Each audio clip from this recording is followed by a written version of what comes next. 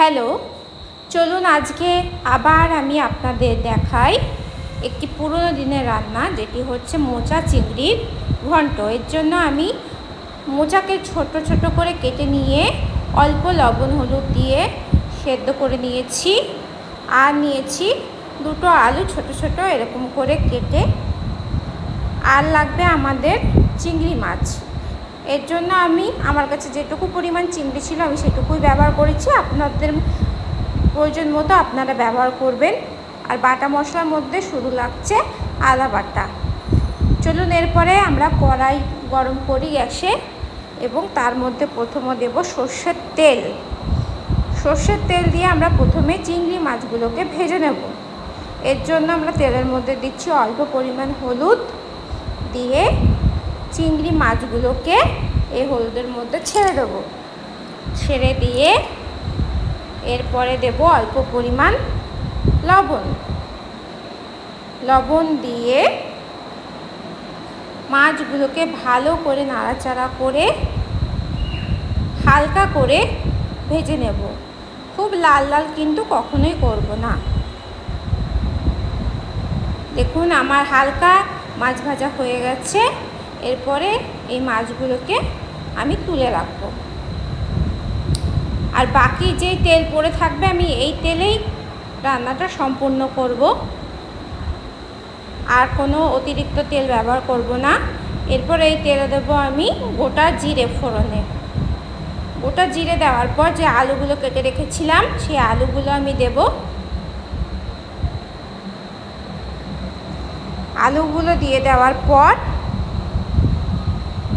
এর মধ্যে আমি সামান্য পরিমাণ হলুদ দেব, আর দেব সামান্য পরিমাণ লবণ দিয়ে ভালো করে আলুটাকে নেড়ে চেড়ে ঢাকা দিয়ে সেদ্ধ হওয়ার জন্য রেখে দেব।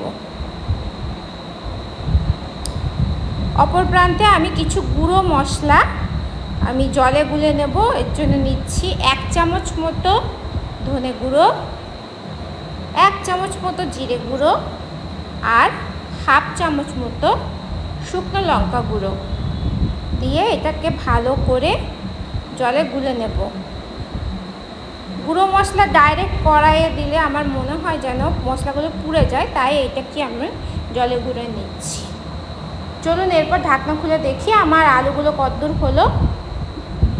দেখুন আমার আলুগুলো সেদ্ধ হয়ে গেছে। এরপর গ্যাসের ফ্লেমটা বাড়িয়ে দিয়ে এর মধ্যে যে গোলানো মশলাটি ছিল গুঁড়ো মশলা সেটা দিয়ে দেব। দিয়ে ভালো করে নেড়ে চেড়ে কষিয়ে নেব।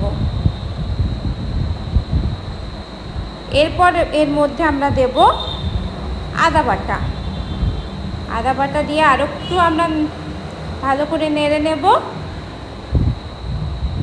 তারপর যে ভেজে রাখা চিংড়ি মাছগুলো আছে সেগুলো এর মধ্যে দিয়ে দেব।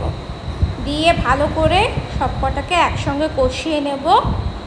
কষানো হয়ে গেলে এর মধ্যে সেদ্ধ করে রাখা যে মোচাগুলো আছে সেই মোচাগুলো দিয়ে দেব। তারপরে সবকটাকে একসঙ্গে ভালো করে মিশিয়ে নেব। মিশিয়ে নিয়ে এরপরে আমি দেব এর মধ্যে অল্প পরিমাণে স্বাদ মতো লবণ আর অল্প পরিমাণে চিনি আপনি আপনার স্বাদ মতন দেবেন। তরকারিতে কীরকম মিষ্টি আপনি পছন্দ করেন সেরকম চিনি ব্যবহার করবেন। দিয়ে ভালো করে নেড়ে চেড়ে আর একটু আমি 2 মিনিটের জন্য ঢাকা দিয়ে দেব। ঢাকা দিলে কী হবে, সব মশলাগুলো একসঙ্গে মিশে যাবে মোচার সঙ্গে এবং খেতেও সুস্বাদু হবে। চলুন ঢাকা দিয়ে দিই। কিছুক্ষণ পরে ঢাকনাটা খুলে নিচ্ছি। খুলে নিয়ে ভালো করে আবারও মিশিয়ে নিচ্ছি সব কিছুকে।